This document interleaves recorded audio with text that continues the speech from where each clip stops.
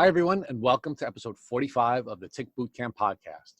The title of today's interview is Before Danica, an interview with professional race car driver Angelica Fuentes Garcia. My name is Richard Johannesson.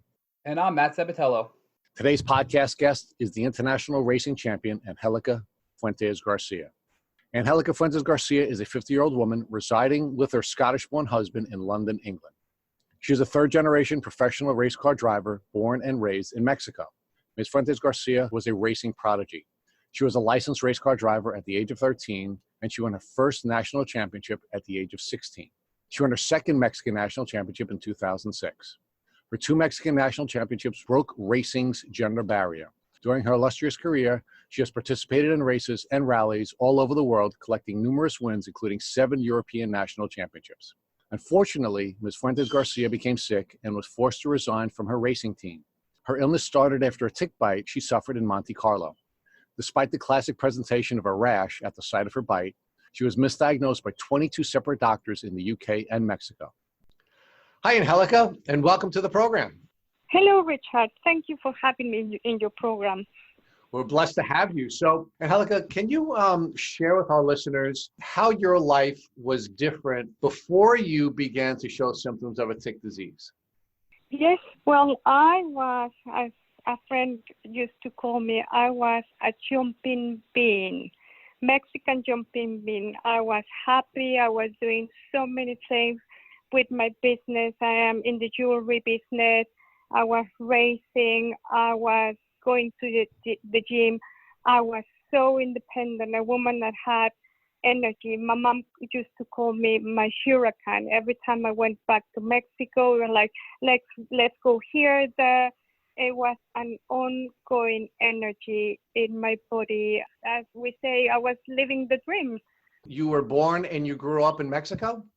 I was born and grew up in Mexico until I was 34. And through motor racing, I met my husband, Keith. That now that's why I end up living in London. He's Scottish and we live in London. So let's talk about your motor racing background. I understand that you began motor racing as a young child. Yes, I was lucky enough that my dad goes back to my grandfather than my dad, and he was he was a racing driver, then rally driver, and I just loved the sport. And I went into rallying since I was 13. When I was little, and then I was rallying when I was 14 as a driver in the rally car that my dad used to drive. So, and I achieved my first championship when I was 16 as a driver.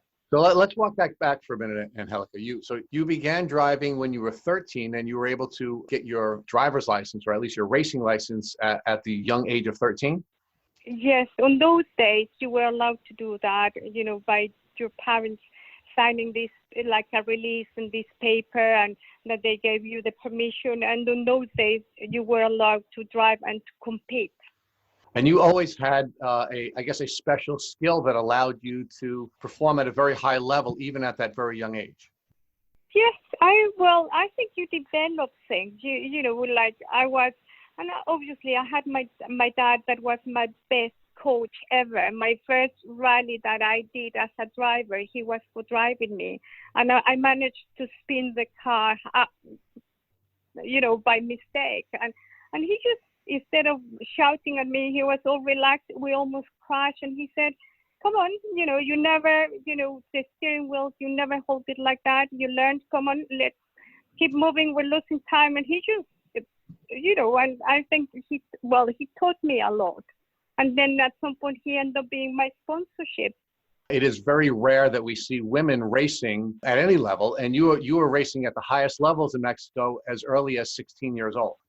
Oh, absolutely, absolutely. And on those years, we're talking about 1984.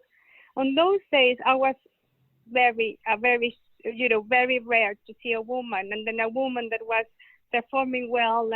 And actually, at some point, I couldn't even be a member of a club because I was a woman. You won 2 separate championships in Mexico, and it's my understanding that you're the only woman to have ever won a racing or a rally championship in the country of Mexico. Yeah, until now I am the only woman to manage to win a championship as a driver in regularity rallies and as a co-driver in the national championship of Mexico. So I'm assuming because you had so much success both as a child and then as a young adult, that it was your vision that you would continue to race at a high level for the rest of your life. Yes, that has been my plan, and motor racing has been, big part of my life. And I have been lucky that I have rallying around the world. Tasmania, I did Pikes Peak in Colorado, and I have 2 records there, and 7 championships in the UK. Monte Carlo rally. So, and the opportunities have been coming along, and the more I do it, it's just nice to see how more doors open to keep racing. Can you share with our listeners how you began to exhibit tick disease symptoms and what impact that had on your ability to progress as a professional race car driver? I knew that I was bitten, but I wasn't aware of Lyme disease, never heard of that. And I started getting really tired. So the illness didn't develop until 2 months later after the bite. But in between those 2 months, I started to notice that I was very tired, sleeping naps, but I thought, I am maybe over exercising because I was very fit at the time. I was going to the gym once a day for 1 hour and a half. I was running my business, and then I had a couple of days that my hands got a little bit shaky. And I said, well, that's strange. Maybe I didn't sleep well last night. And we always find excuses until I went to Mexico to do one of my rallies, and this nightmare, what I call nightmare, started, and I went just completely down the hill there. How old were you when you began to exhibit the symptoms that you just described to us? I was 47. And for how long a period of time did you treat before you were able to get a tick disease diagnosis? I was misdiagnosed for 7 months.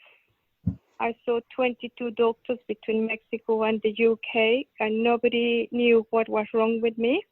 That's why now I'm dealing with a chronic Lyme disease, because it took more than 6 months to be diagnosed. So you mentioned that you recall the tick bite that caused your illness. Can you walk back a little bit and describe that tick bite for us? I was bitten in a hotel room because I wasn't walking in any long grass in the hills. I was bitten while I was doing Monte Carlo rally historic in France. And I remember at the end of the rally, during the rally, my eyelid, I was bitten on the eyelid. My eyelid was really swollen, and skin like flakes was coming off my eyelid, and it was really painful, very painful. And so it stayed like that, like 3 or 4 days, until I came back to the UK, and then went to see the doctor, because at some point I thought this is an herpes or something. It was really bad, and he sent me to the hospital, and I got checked there by another 2 doctors and a nurse, and they thought I came up with a reaction of soap or makeup, but I'm not a person that wears makeup every day. So, and that went on for almost a month, that I couldn't even touch my eyelid. Even water was really irritable on my skin. So yeah, it was very uncomfortable. And Angelica, you said that the hospital mentioned that this was a reaction to makeup? Yes, to makeup, and to makeup or something. If I have changed any products on my face, and I said no, it just came out of the blue. So nobody really make up a link that this was a bite. And now when I see a picture, because I took a picture and I sent it to a friend that is an eye doctor in Mexico, saying, I have this problem. They can't help me here. I don't know what's wrong with me. And that's the only picture I have. And now when I see it, I can see like a ring, a red ring underneath it, underneath my eye. So I knew that was the bite after I discovered I got it for about Lyme disease, and I knew that was my bite. Angelica, after your tick bite in Monte Carlo, can you describe how your symptoms progressed over the next 7 months? I started for the first 2 months. I started to get really tired, so I started napping for half an hour every day. That was very unusual because before I could sleep 5 hours and I was perfect. I could perform without any problem, but now half an hour nap every day, and then a couple of times my hands got a little bit shaky, and then I went to Mexico 2 months later, and I went down the hill with first fever. I started sweating a lot. I started shaking my hands. I got panic attack. My heart was just really in a bad shape. I ended up in hospital in an emergency. They diagnosed me like if I had typhoid, and then I developed from there. The next day I developed vertigo, and when I was heading to see the doctor, I ended up in a wheelchair because my body started shaking in such a bad way, and the feeling of passing out, it was so strong. I had a lot of sensitivity to noise, and my eyesight started getting blurry. I remember being in a restaurant with my family, and I just started crying because half of my body was paralyzed. I couldn't move. So imagine from being a very healthy girl, no fearless, what I always say, I was fearless. All of a sudden, you're dealing with all these symptoms that appear from nowhere. And I just completely lost my whole independence in those 7 months, reached a point that I couldn't even go to the supermarket alone. I was always driven by my husband. He was always with me when I was going shopping. And sometimes I just had energy just to have a shower and go back to sleep. I got horrible insomnia as well, bleeding on my gums. I started losing hair like crazy. I felt like my nerves on my cheeks were jumping. I got as well really bad pain on one of my hands. I couldn't even bear to touch it. It's just, I can go on and on about all these symptoms, dizzy, joint pains, headaches. At some point, I felt like electric shocks in the middle of my brain. So, Angelica, you left England after 2 months and went to Mexico to seek further treatment. What caused you to leave England and go to Mexico? No, I went to Mexico to do a rally when all these symptoms developed really badly. And then I flew back to London without knowing what was my problem. I kept looking for an answer. I ended up seeing 22 doctors in total between Mexico and the UK, and nobody knew what was wrong with me. What types of doctors did you see? So have you called ear, nose, and throat doctor, infectious disease doctor? That was absolutely appalling the way she treated me, because she said that at some point she thought that I had AIDS, and the vertigo I had is because I was racing. As I say, the doctors in the hospital, they were specialist eye doctors, gastroenterologists. When I was in emergency, I was seen by 5 different specialists there. And it's all types of doctors and degrees and, very renowned and well-known doctors, and nobody knew what was wrong with me. And at the end of the 7-month period, you were pretty much dependent on your husband to get out and do anything. Absolutely. And as I say, I lost all my independence. I became, being such an independent woman, fearless, running my own business, motor racing, traveling the world on my own. I couldn't do that. I couldn't even go out around the corner on my own. So now, when this 7-month period ended, you finally found a doctor that identified Lyme disease as the cause of all of your problems.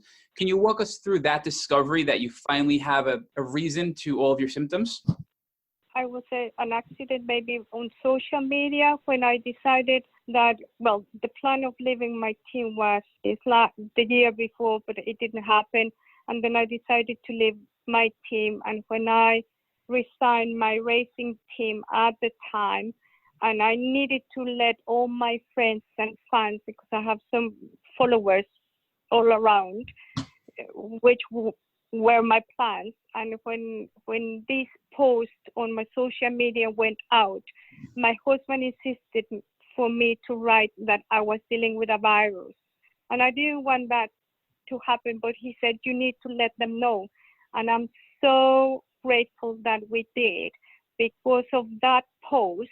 When somebody read it, my dear friend, and I call him my little motor racing angel, Stoffel, read my post that I was dealing with a virus, he came back on a private message saying, don't know your symptoms, because I didn't describe any symptom. I just said, I'm dealing with a virus, but when I have my next motor racing plans clear, I will let you know.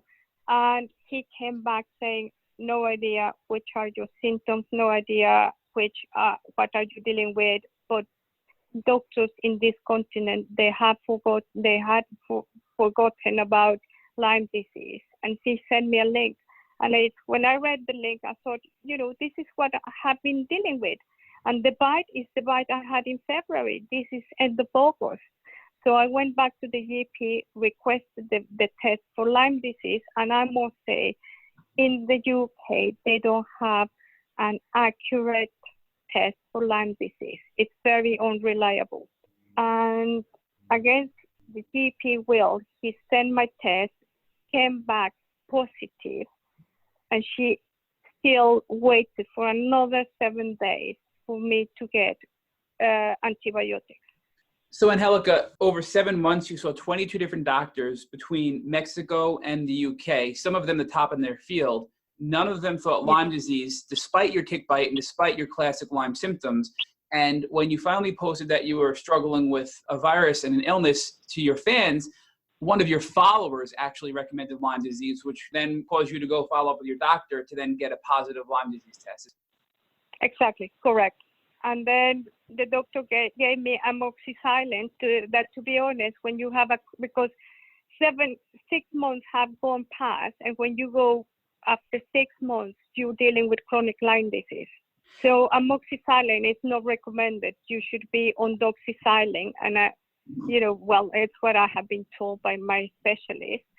And obviously, I got prescribed the wrong antibiotic, and obviously, I got, I think, 2 weeks. And then when we requested the 3rd week, I was denied the treatment, and they were saying, I think she's not well in her head. She's not dealing with Lyme disease.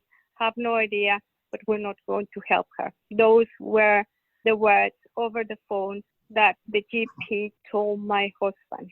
So after 14 days of amoxicillin, after you suffering for 7 months with debilitating symptoms, they said that it wasn't the Lyme disease and it was a psychological issue. Exactly. How did you feel at that point? I felt more depressed. I felt left alone, because I thought, where am I going to go now? I live in London. This is the medical system.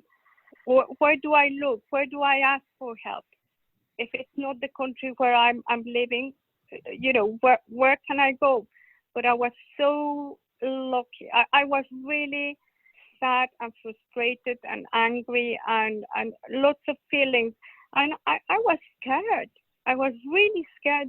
I think that was my main, because I thought, if they can't help me, who is going to help me? But I was so lucky that somebody heard about this doctor in Mexico, forwarded me an interview that they heard, and she's one of the researchers of Lyme disease in Mexico, and now is one of the best doctors that is helping so many people in Mexico. And now people are traveling from different countries to see Almudena in Mexico.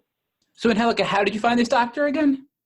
Well, when I getting all the treatment in the UK, my cousin that works in the radio, she has a radio program, listened to this doctor that she was being interviewed with a patient with Lyme disease.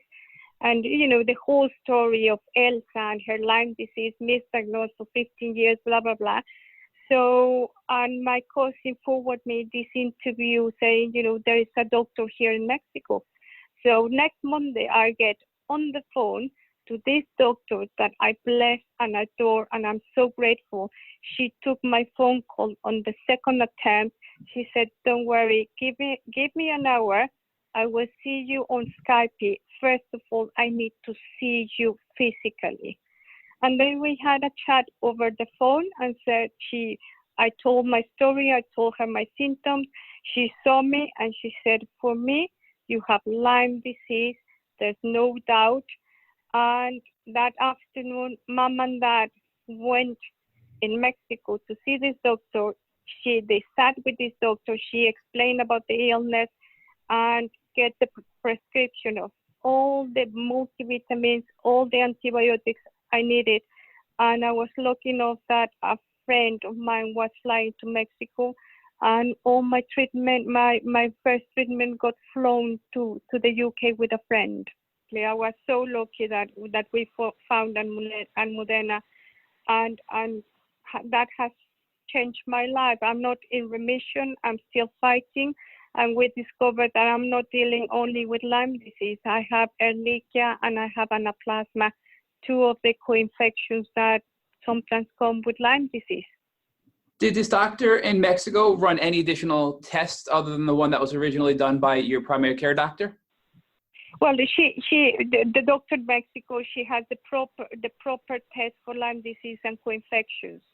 So, and she works with another doctor. There are two young doctors, and she has a degree in tropical disease from Harvard. So, and together they just work. It's a great team, and they are helping a lot of people in Mexico as well with Lyme disease. So now that you finally found the proper doctor to treat you the correct way for your Lyme disease and other tick diseases, what was your new revised treatment protocol with this doctor from Mexico? Well, my new treatment was I'm not taking antibiotics at the moment, but I was on 2 different antibiotics at the time, big doses of antibiotics for months and months and months, and she was switching the antibiotics because their bacteria gets used to them. So every 3 months. Then I am in a very particular diet that to stop inflammation in my body, because that's the other thing. We're dealing with a lot of inflammation, so we have to have a very specific diet. And I couldn't exercise for 2 years, but now I'm back doing my exercises, because also it's really good to exercise when you're dealing with Lyme disease, but sometimes we don't either have the energy or we can't do it because, it just really affects you inside. So I have been in a regime of multivitamins. I also have been trying different alternative therapies, always supervised by my doctor in Mexico. It's always what I will recommend people going through Lyme disease, because we want to find an immediate cure, and there's not an immediate cure, especially when it's chronic. But also we need to find some therapies that work for somebody. That doesn't mean that work for us. And so I have tried acupuncture. I have tried the oxygen chamber. I have tried biomagnetic therapy. That personally, I think that's the best thing that has worked for me. And so I say it's a combination of antibiotics, multivitamins, diet, positive thinking is very, very good. And as I mentioned, I think having a focus in life helps you to fight these illness that is not an easy illness to be fighting. Did you find that the hyperbaric oxygen therapy was effective in alleviating some of your symptoms? No, I find it got me really bad, in a bad stage. So I stopped doing that one. And I don't know, as I say, but that was my personal, everybody is different, and my treatment might not work for somebody else.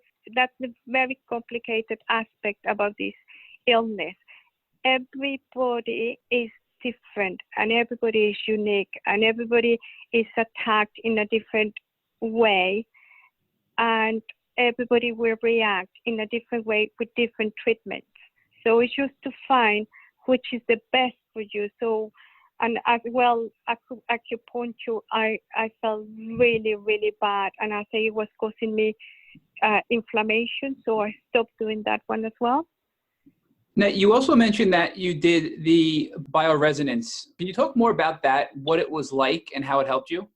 It's just a therapy that they use, put magnets around your body. And I think, and in theory, the magnets, they kill bacteria and viruses. They don't name the illnesses, but they, like in a way, trace where is the problem in your body, and they put the magnets where your own body tells the guy that is doing the therapy, and so, but I felt much better. So every time when I go back to Mexico and I do my rallying, and I get all these therapies that will help me to be in a very good shape for my rally. Even I get really in a bad shape after the rally, but as long as I'm okay during my rally, and that helped me to be, to have all this energy that I need to have for the period I am racing. So yeah, as I say,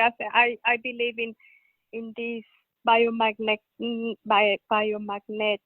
therapy that is not aggressive in your body as well. It's very gentle, and I always believe that if they don't do you good, they don't harm your body. So really the theory is they identify the parts of your body where the magnets need to be placed, and then the magnets will kill the bacteria that are making you sick. Yes, that's the idea of this therapy. And for example, at the moment I'm trying, now that you said, I'm trying a new therapy, Qigong therapy, and it's as well with music that apparently has cure cancer. So, and all these therapies, in a way, I'm thinking, when you're dealing with such a aggressive bacteria, you need to try anything, and something might work. And obviously, I think has to come along with all these antibiotics. Because I don't think just to try and find a therapy that will get rid of this illness is not the right thing. But that's my personal view. So this new therapy you're trying, you said, is music therapy. Is that what you said? It's Qigong. Can you walk us through what that actually is? Yes, you just lie on the floor. It's a therapy that comes from China, and they have these big dishes, and it's so gentle, the music that they play with these 3 dishes they have in front of you. And you just lie down, and let me tell you, every time I do that, my body just relax, and I just fall asleep. And these vibrations, the idea of this music is that it will work in a particular vibration that will work with it's a healing therapy, what they call. So as I say, I'm happy to try anything. At least it will relax my body, because I think when we are dealing with Lyme disease, we are so stressed of what's going on. So Angelica, have you tried any other therapies aside from your antibiotics and the ones you just mentioned, such as herbs? I tried some herbs as well. I say, whatever my doctor allows me to try, I'm happy to try. And in your opinion, were the herbs helpful in your treatment? I think so, because I am much better than I was. I'm not 100%. I would say maybe I am at 70% who I was. And I need to be very careful with my energy. Sometimes I need to sleep a nap for 2 hours, but that's okay. Now I understand that's okay. And I don't push myself very hard, because sometimes we try to push hard, and the harder you push, bounce you back in a bad way. So we need to push, to find a gentle way how to push your body forward, but also to understand that it has to be a slow pace to allow your body to heal. So have you tried any other treatments like ozone therapy or glutathione or infrared saunas, probiotics, CBD oil, anything like that?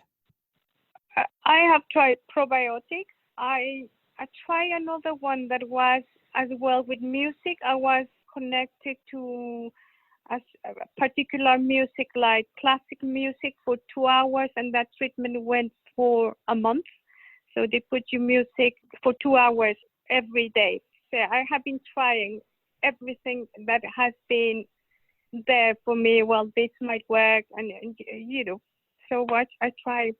I am looking into trying the Rice or Rice are The Rife machine. Rice, yeah, because I heard, and there are some people that are saying that it has worked for them. So I'm researching about that, and I might try next time, this therapy. So I think it's safe to say that this doctor from Mexico really saved your life. Correct, exactly. He knows how to deal with long treatment of antibiotics, because 21 days of antibiotics, it doesn't work. So, Angelica, can you share with our listeners how you're doing with your racing today? Well, with my racing, I'm doing very well. I'm very grateful that my new team, my driver, he trusts me. He knows all about Lyme disease. And, I think when I go into the racing car, I put my helmet, and my mind is so focused about racing. And I wish, it's something that I love, and I'm so passionate that Lyme disease doesn't exist in that moment. And because I have all this adrenaline in my blood, it just keeps me focused, and I can perform 100%. And obviously, after every rally, I just for 2 or 3 weeks, I'm exhausted, and I might be in bed with some of the symptoms. They come back, but it's okay. They are not there when I'm racing, and I can perform. And for me, racing, to go back into a rally car means I'm winning this battle against Lyme disease. Has changed my life, but I'm not going to allow it to take away my motor racing. For how long a period of time did you lose the opportunity to race when you were in the throes of your Lyme disease battle? Well, I was so lucky that for those 7 months that I was misdiagnosed, I didn't have any rally. And to be honest, when I look at if I had to race on those months, I don't think I could. I wasn't able to go into racing car the way I was feeling. In the state I was not even confident of even thinking about me going motor racing in the stage my body was. But as soon as I got diagnosed, and as soon as I started my treatment, I knew that I had a rally. It was 2 months later, and I thought, I'm going to get better. And obviously, I did my rally. We didn't have a good rally. We blew the engine, but after that rally, I had a flare-up, a horrendous flare-up that they thought the bacteria had gone into my brain because of the symptoms I was showing. So I had scans and everything, and I'm so lucky that my brain is clear. The bacteria is not in my brain. So how has your Lyme disease journey impacted you as a driver? Has it changed the way you drive? Has it improved? Well, I couldn't drive for 2 years, I would say almost 3 years. So I couldn't drive not even a normal car until last year. I started doing some driving tests that are not on the, I didn't need to drive around the motorway or B roads or anything. And I was fine with that. So gradually I have been going back into driving, but for 2.5 years I wasn't able to drive. But now I'm okay. And for example, when I am in the passenger seat as a co-driver doing my rally, I am fine, absolutely fine. Only once on the first rally, I had a horrible head. Only my driver noticed, Gabriel, but he was okay with that. He didn't said anything at the time. And I just wanted to go back into the rally car, because I know as soon as I put my helmet, it's just I feel so secure with my helmet, and I think I just get into the zone of mindfulness that this is my passion and I'm not going to allow it to take it away, and I'm just fine. I don't know if people can understand that, but when you have such, and it's just the same as passion for life, I understand that my life is not going to be the same after this. I am a completely different person. I am, as I say, I never imagined that I was such a strong person, but with this has tested me, and I'm not going to allow to take my life away. Angelica, that was a really beautiful description of both your professional and your personal transformation. And that leads me to my last question. So we're now at the Tech Hacker portion of our podcast. And this is the portion of the podcast where we ask you to help your fellow Limeys and people who are listening to this podcast who do not want to become Limeys about how they would deal with finding a tick on them. So as a tech hacker, I want to ask you, if you woke up tomorrow morning and you found a tick biting you on the leg, what would you do? First of all, I will try and take it in the proper way, so the tick comes out of my leg properly without leaving the head inside. I will keep the tick in a bag and I will send it to be tested. That's the first thing I will do, and keep an eye off if I had a rash, because that thing about having the rash or not having the rash, it's not a rule that not having a rash is that you don't have Lyme disease. People that don't have a rash, they can get Lyme disease. And as I say, I will send the tick to be analyzed. And I think as a precaution, I would take 21 days of antibiotics, supervised by a doctor. Always, what I say to people, always supervised by your doctor that is treating you. Because there are a lot of people trying to find an answer and medicating, or people that, asking other people, what are you taking for them to start taking? That's the wrong thing to do. I always, if you're going to start treatment with a doctor, stick to that treatment and trust your doctor, because the doctors are the persons that know about Lyme disease. And it has to be a doctor that is familiar with this disease, not a doctor that is guessing or is trying to learn about this disease. Find a specialist that knows about Lyme disease. It's what I would recommend. Thank you, Angelica. That was a brilliant description of the steps our listeners should consider taking in the event that they find themselves or their families bitten by a tick. And Matt and I can't thank you enough for sharing all of your story and your brilliant insights with our listeners. No, thank you, Richard, and thank you, Matt, for having me in this program. And I think making awareness, we can help more people, because my story in the past, when I have shared it, it has helped people to be diagnosed, and at least something positive has brought to my life as well.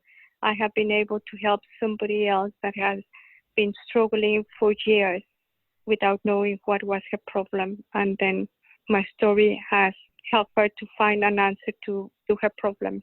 And I think to put a name on something that is so scary, so I can't even find the word, that it's out of our control, and not finding an answer of being able to label your disease is very frustrating and it's very scary. But when you find that name, and I think at the beginning when I found the name of my disease, I never imagined how difficult and how bad is Lyme disease, how devastating can be and debilitating can be Lyme disease. I think I learned it through my process of healing myself as well. We just need to embrace life, and every morning it's an opportunity to keep fighting for what this thing has taken away.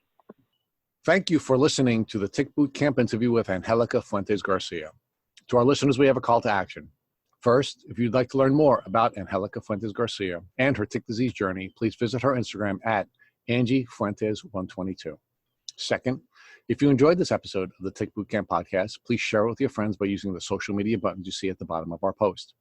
Third, we at the Tick Boot Camp have created a tick bite blueprint that has been inspired by the information that has been provided by past podcast guests. We urge you to visit our website at www.tickbootcamp.com to view the blueprint. Please note we would appreciate any improvement suggestions you would like to offer us. Fourth, don't forget to subscribe to this podcast on iTunes, Google Play Music, or Spotify to get the automatic episode updates of our Tick Boot Camp podcast. And finally, we thank you, our listeners, for your past comments. Please take a minute to leave us an honest review on iTunes, Instagram, or on our website. We make it a point to read every single one of the reviews we get. Thank you for listening.